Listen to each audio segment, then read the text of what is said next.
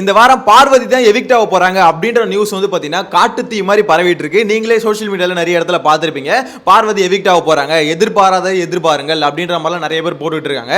So Parvati தான் bro evict அப்படின்ற மாதிரி நிறைய பேர் சொல்றாங்க. ஸோ அது என்ன உண்மையா அதுதான் நடக்க போதா அப்படின்றது இந்த வீடியோல பார்க்க போறோம். இது கூட ஒரு முக்கியமான விஷயம், ஆக்சுவலா அமித் இருக்கார்ல, அமித் பார்கவ், அவர் தான் பாத்தீங்கன்னா வைல்ட் கார்டு என்ட்ரில வராரு. ஸோ அந்த மனுஷன் வைல்ட் கார்டு என்ட்ரில வரதுக்கு முன்னாடி பாத்தீங்கன்னா நேற்று வந்து Q&A நடத்திருக்காரு லைவ்ல. ஸோ மக்கள் வந்து பாத்தீங்கன்னா கொஸ்டின் கேட்டு அந்த கொஸ்டினுக்கு ஆன்சர்லாம் பண்ணிருக்காரு. ஃபர்ஸ்ட் டைம் இதெல்லாம் இந்த மாதிரி நடக்குது. என்ன நடக்குது, எப்படி ஒரு கண்டஸ்டன்ட் வீட்டுக்குள்ள போறாங்க, போறதுக்கு முன்னாடி இந்த மாதிரி லைவ்ல வந்து சேட் பண்ணிட்டு இப்படிலாம் போறாங்களே அப்படின்ற மாதிரி நிறைய பேருக்கு ஆச்சரியமா இருக்கும். இது கூடவே வெளியே போன ஒரு கண்டஸ்டன்ட் திருப்பி உள்ள வர போறாங்க அப்படின்ற ஒரு அப்டேட்டும் ஒரு மாதிரி போயிட்டு இருக்கு.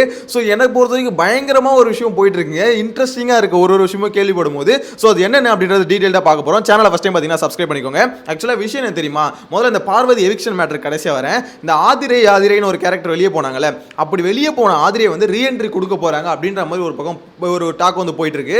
ஸோ அது பார்க்கும்போது அவங்களோட கமெண்ட்ஸை பார்க்கும்போது என்னன்னா, இந்த மாதிரி நான் போய் 3 பேருக்கு அட்வைஸ் பண்ணுவேன் அப்படின்ற மாதிரிலாம் பார்த்தீங்கன்னா கமெண்ட்ஸ்லாம் போட்டிருக்காங்க. ஸோ அதெல்லாம் எனக்கு பார்க்கும்போது என்ன தோணுதுன்னா, எனக்கு தெரிஞ்சு ஒருவேளை வாய்ப்பு இருக்குமோ அப்படின்ற மாதிரி தோணுதுங்க. ஏன்னா ஆதிரை எவிக்ஷன் அப்பவே பார்த்தீங்கன்னா இந்த ஒரு டாக் போச்சு. ஆதிரையை வந்து சீக்ரெட் ரூமில் போடுவாங்க, ஆதிரை அவ்வளோ சீக்கிரம் எவிக் பண்ண மாட்டாங்க, என்னதான் இருந்தாலும் ஒரு கேம் பிளேயர் அப்படின்ற மாதிரிலாம் சொல்லிட்டு இருந்தாங்க. ஆனால் அவங்க போகும்போது பார்த்தீங்கன்னா மக்களை திட்டிட்டு போயிட்டாங்க. இந்த மாதிரி அது மக்கள் தான் என்ன புரிஞ்சிக்கலங்க, அது ஏன் தப்பு ஒன்றும் இல்லை, நான் கேம் நல்லா தான் ஆடினேன் அப்படின்ற மாதிரி தான் போனாங்க. சரி, நான் கூட வாய்ப்பெலாம் தரமாட்டாங்க அப்படின்னு நினச்சேன். ஆனால் இப்போ போயிட்டு இருக்க டாக்ஸ், இப்போ ஒரு சில விஷயம்லாம் பார்க்கும்போது ஆதிரைக்கு ஒரு வேளை வாய்ப்பு இருக்குமோ அப்படின்ற டவுட் வருது. ஏன்னா 4 பேர் உள்ளே போகிறாங்களே, 5ஆவதாக பார்த்தீங்கன்னா இந்த பருத்தி முடிய தூக்கி அதே கூட போட்டுடலாம் அப்படின்ற மாதிரி போட்டுருவாங்களா என்னன்னு தெரியல. அந்த மாதிரி தான் ஒரு டாக் போயிட்டு இருக்கு. இன்னொரு சைடில் இந்த அமித் பார்கவ் சொன்னல, அவர் வந்து வைல்ட் கார்டு என்ட்ரில, அதாவது இன்னைக்கு நம்ம உள்ள சாட்டர்டே எபிசோட்ல பார்த்துருவோம். ஸோ இந்த மனுஷன் வீட்டுக்குள்ள போறாரு, போயிட்டு ஆக்சுவலாக அங்கே போயிட்டு நீங்கள் என்னென்ன கேம் பிளே, அதாவது வெளியே பார்த்த விஷயத்த சொன்னால் ஓகே. இங்கே பார்த்தீங்கன்னா மக்கள்கிட்ட லைவில் போயிட்டு லைவ் சேட் ஆன் பண்ணிட்டு அவங்க ஒரு கேள்வியாக கேட்குறாங்க. பார்வதி என்ன கேம் பிளே விளையாடுறாங்க, என்ன தான் நினச்சிக்கிட்டு இருக்காங்க அப்படின்னு கேட்டோன்னா அவர் வந்து ரிப்ளை கொடுக்குறாரு. பார்வதி ஸ்ட்ராட்டஜி என்னன்னே தெரியல, அவங்க கேரக்டரா ஸ்ட்ராட்டஜி என்னன்னு தெரியல அப்படின்ற மாதிரி சொல்கிறாங்க. அதே மாதிரி நிறைய பேர் அன்புக்கு அங்கே போய் காலி பண்ணுங்க, அன்புக்கு அங்கே உடச்சி விட்ருங்க அப்படின்ற மாதிரிலாம் சொல்கிறாங்க. அதாவது போய் எல்லாத்தையும் எக்ஸ்போஸ் பண்ணுறேன், நான் இந்த கேங்கு அந்த கேங்குன்னு இல்லைங்க, நிறைய கேங் இருந்தாலும் எதுலையுமே நான் சேராமல் நியூட்ரலாக ஆட்டு வருவேன் அப்படின்ற மாதிரி ஒவ்வொரு கேள்வி ஒரு பதில் சொல்றாரு. ரம்யா ஜோ எக்ஸ்போஸ் பண்ணுங்க அப்படின்னா போய் பண்றேன் பாருங்க அப்படின்ற மாதிரிலாம் சொல்றாரு. எனக்கு அதெல்லாம் பார்க்கும்போது என்னடா இது ஃபர்ஸ்ட் டைம் இந்த மாதிரி பிக் பாஸ்ல வந்து ஒரு கண்டஸ்டன்ட் வீட்டுக்குள்ள போறதுக்கு முன்னாடி இவ்வளோ தெளிவா நான் இதுதான் பண்ண போறேன் அப்படின்னு ஒரு கண்டஸ்டன்ட் சொல்லிட்டு போறாரு. எனக்கு ரொம்பவே ஆச்சரியம், சீரியஸ்லி எனக்கு ஆச்சரியமா தான் இருக்கு. ஏன்னா இதுக்கு முன்னாடி எந்த ஒரு சீசன்லையும் இப்படி ஒரு நடந்ததே இல்லை. ஒரு கண்டஸ்டன்ட் வீட்டுக்குள்ள போறதுக்கு முன்னாடி மக்களை வந்து பார்த்தீங்கன்னா லைவ்ல வந்து என்னென்ன கேள்வி நீங்க கேளுங்க, நான் கேட்கறேன் வீட்டுக்குள்ள போயிட்டு அப்படின்ற மாதிரிலாம் எங்க எதுவுமே நடந்தது இல்லை. ஃபர்ஸ்ட் டைம் வந்து அமித் பார்கவ் பண்ணது எனக்கு ஷாக்கிங்கா இருந்ததுன்னு வச்சுக்கோங்களேன். இதுக்கு அடுத்து இந்த பார்வதி மேட்டருக்கு வருவோம். பார்வதி எவிக்ட் ஆயிட்டாங்க, அவங்க தான் எவிக்ட் ஆக போறாங்க, அவங்க தான் பார்த்தீங்கன்னா இந்த பயங்கரமான ட்விஸ்ட் இந்த சீசனில் அப்படின்ற மாதிரிலாம் சொல்கிறாங்க. ஆனால் நாளைக்கு கண்டிப்பாக ஒரு ட்விஸ்ட் இருக்கும் அப்படின்ற மாதிரி தான் நிறைய அப்டேட் வருது. ஸோ இதில் ஏதோ ஒன்று நடக்க போகுது. அதாவது ஒன்று ஆதிரி என்ட்ரி ஆகட்டும், இல்லை பார்வதி வந்து எவிக்ஷன் ஆகலாம், ஏதோ ஒன்று நடக்க போகுது அப்படின்றது எனக்கும் தோணுதுன்னு வச்சுக்கோங்களேன். ஆனால் பார்வதி எவிக்ஷனுக்கு கொஞ்சம் வாய்ப்பு கம்மி அப்படின்ற மாதிரி நான் ஃபீல் பண்ணுறேன். ஏன்னு பார்த்தீங்கன்னா அவங்க அஃபிஷியல் ஓட்டில் 3வது இடத்துல தான் இருக்காங்க. அன்அஃபிஷியலையும் பார்த்தீங்கன்னா ஓட்டுகள் இருக்குது, 1,20,000 சம்திங் ஏதோ ஓட்டுகள் இருக்குது. ஸோ அவங்களுக்கு ஓட்டுகள் இருக்குது. அப்படி இருக்கும் பட்சத்தில் பார்வதி எதுக்கு எடுக்க போகிறாங்க அப்படின்னு ஒரு கேள்வி இருக்குது.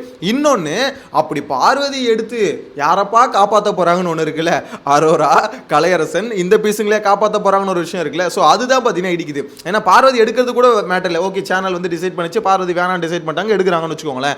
ஆனால் அரோராவும் கலையரசனும் வச்சுக்க வேண்டிய அவசியம் இல்லை அப்படின்ற ஒரு கேள்வி தான் என்ன பொறுத்த வரைக்கும் வருது. ஸோ அதனால பார்வதி எவிக்ட் ஆயிட்டாங்க அப்படின்ற ஒரு விஷயம் வந்து ட்விட்டர் சோஷியல் மீடியா ஃபுல்லாக பேசுறது இருக்குல்ல, என்ன பொறுத்த வரைக்கும் அது வந்து சும்மா கெஸ்ஸில் ஒரு ஹைப்பு கோசம் அடிச்சு விட்றாங்க அப்படின்னு நான் கெஸ் பண்ணுறேன். மேபி என்னோட கெஸ்ஸிங் தான் சொல்கிறேன், ஓகேங்களா. மேபி நடந்துச்சுன்னா ஏன் நீ சொன்ன இப்போ நடந்துச்சு பார்வதி தூக்கிட்டாங்க அப்படின்னு சொல்லாதீங்க. ஏன்னா என்ன பொறுத்தவரைக்கும் நான் என்ன கெஸ் பண்ணேன்னா, சேனலுக்கு இப்போதைக்கு ஒரே ஒரு ஆள் தான் அந்த வீட்டுக்குள்ள 2 பேர் தான் கண்டென்ட் கொடுக்குறது. ஒன்று பார்வதி, இன்னொன்று திவாகர். அவங்க நல்லா பண்ணுறாங்க, கேவலமாக பண்ணுறாங்க அப்படின்ற மக்களுக்கு பிடிக்கல இல்லை, ஷோவை ஏதோ ஒரு மாதிரி பார்க்கறதுக்கு, அதாவது ஒரு மாதிரி ஏதோ ஒன்று சும்மா இல்லாமல் ஏதோ ஒன்று போயிட்டு இருக்குப்பா அப்படின்ற அளவுக்கு பார்க்கறதுக்காவது இவ்வளோ நாள் ஏதோ ஒன்று போட்டிருக்காங்களே. அவங்க 2 நாள் வாய முன்னாலே நேற்று எபிசோடு எப்படி இருந்தது நம்மளே பார்த்தோம். அவங்க வாய முன்னா ஷோ வந்து பார்த்தீங்கன்னா படுத்தே விட்டான் ஐயா அப்படின்ற மாதிரி ஆயிடுது. ஸோ அப்படின்னும் போது பார்வதி எனக்கு தெரிஞ்சு அவ்வளோ சீக்கிரம் வெளியே அனுப்ப வாய்ப்பு இல்லை. அந்த நியூஸ் எனக்கு தெரிஞ்சு கன்ஃபார்மாக ஆகாது அப்படின்னு நான் நம்புகிறேன். ஸோ இது வந்தால் வெயிட் பண்ணி பார்க்கலாம். இன்னொன்று இந்த வீடியோலேயே முக்கியமாக ஒரு விஷயம் பேசணும்னு நினச்சேன். இந்த கானா வினோத் இருக்குல்ல, அவருக்கு வந்து ஓட்டுகள் பார்த்தீங்கன்னா குமியுது. என்னங்க இது 2,80,000 3 லட்சம் ஓட்டோ என்னமோ வருதுன்னு வச்சுக்கோங்களேன். எனக்கு என்னன்னா எப்படி இந்த மனுஷனுக்கு இவ்வளோ ஓட்டு வருது அப்படின்ற ஒரு டவுட் வருது இல்லை. ஏன்னா இப்போ கானா வினோத் சில பேருக்கு பிடிக்குது, ஏன்னா ஒரு ஃபன் பண்ணுறாரு அப்படின்ற மாதிரி பிடிக்குது. ஆனால் இவ்வளோ ஓட்டு வர வாய்ப்பு இல்லையா? இது வந்து பார்த்தீங்கன்னா ஏதோ ஒரு வேலை நடக்குது. அது வந்து ஒரு மாதிரி தேவையில்லாத வேலை கானா வினோத்துக்கு. ஏன்னா எப்படி சொல்கிறது, நீங்கள் ஆர்கானிக்காக வந்தால் கூட மக்கள் ஏற்றுப்பாங்க. இந்த மாதிரி வரும்போது பார்த்தீங்கன்னா அப்பட்டமாக அப்படி எப்படி சொல்லி பிம்பம் வந்து சுக்கு சுக்காக உடஞ்சிரும். ஸோ இது சரியில்லை. எனக்கும் ஒரு டவுட் இருந்தது, எப்பட்றா இந்த மனுஷன் அச்சு ஓட்டு தூக்கிட்டு போயிட்டு இருக்காரு அப்படின்ற மாதிரி இருந்தது. ஆனால் இப்போ பார்க்குறேன் இப்படி ஓட்டிங்கில் வந்து லீடிங்கில் போயிட்டு இருக்காரு. இது எனக்கு தெரிஞ்சு பார்த்தீங்கன்னா ஆர்கானிக் இல்லை அப்படின்றது கிளியராக நான் 100% ஷூராக சொல்ல, இது ஆர்கானிக் இல்லை. இவ்வளோ ஓட்டுலாம் வராது. உங்களுக்கு வந்து ஃபர்ஸ்ட்லேயே இருக்குங்கன்னு வச்சுக்கோங்களேன். ஆனால் இவ்வளோ ஓட்டு வராது. இது வந்து பார்த்தீங்கன்னா வேற வழியில் வந்து ஓட்டை வர வைக்கிறாங்க. ஸோ அது வந்து மாட்டிப்பாங்க அப்படின்னு ஆல்ரெடி எக்ஸ்போஸ் ஆகுறாங்க. என்னை பொறுத்த வரைக்கும் அது வந்து கிளியராக ஆர்கானிக் இல்லை அப்படின்றது கிளியராக புரியுது. கானா வினோத்துக்கு சப்போர்ட் இருக்கான்னு கேட்டிங்கன்னா சப்போர்ட் இருக்குது, இல்லைன்னு சொல்ல. அவர் பண்ணுற ஃபன் வந்து நிறைய பேர் பிடிக்குது. ஆனால் இந்த அளவுக்கு மேசிவாலாம் ஒரு வீட்டுக்குள்ளே ஒன்றும் பண்ணலைங்க. அவர் பண்ணுறது என்ன, திவாகர் அப்பப்போ நோண்டுறாரு, அவ்வளோதான். திவாகரை நோண்டுறத தவிர இந்த வீடு வந்து பார்த்தீங்கன்னா ஒரு மாதிரி கரெக்டாக ஒரு மாதிரி அன்பு கேங்கு, அதாவது மாதிரி கேங்காக பிரியறது, பார்வதி பண்ணுற தப்பு, இந்த கனி பண்ணுற தப்பு. ஸோ இவங்களை யாராவது எக்ஸ்போஸ் பண்ணுறாரா அப்படின்னு பார்த்தீங்கன்னா எக்ஸ்போஸ்லாம் பண்ணுறதில்ல.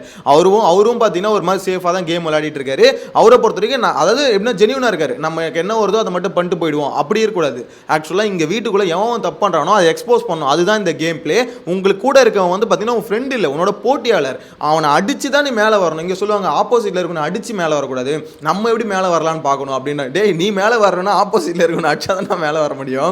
நீ வின்னர் ஆகணும்னு வச்சுக்கோ, ரன்னரை தோக்கடிச்சு தான் வின்னர் ஆக முடியும். ஸோ அப்படின்னும் போது அவனை தோக்கடிக்காம எப்படி நீ வின்னர் ஆக அப்படின்னு ஒரு கேள்வி இருக்குல்ல. சும்மா இந்த மாதிரி எதுவும் சொல்லுவாங்களே, புல்தீஸ் மாதிரி பேசுவானுங்க, அதெல்லாம் நம்பக்கூடாது. ஆக்சுவலாக விஷயம் என்ன தெரியுமா, இங்கே வந்து கானா வினோத் அந்த அளவுக்கு பெருசாக எதுவும் பண்ணலை. அவர் வந்து பார்த்தீங்கன்னா இவ்வளோ ஓட்டு வர அளவுக்கு பயங்கரமாக வீட்டுக்குள்ளே பார்த்தீங்கன்னா தடாலடி கேம் ஏதோ ஒன்று காமிச்சு மக்கள் வந்து பார்த்தீங்கன்னா ஆதரவு அப்படியே அள்ளி கொட்டுற மாதிரி அப்படிலாம் எதுவுமே நடக்கலையே.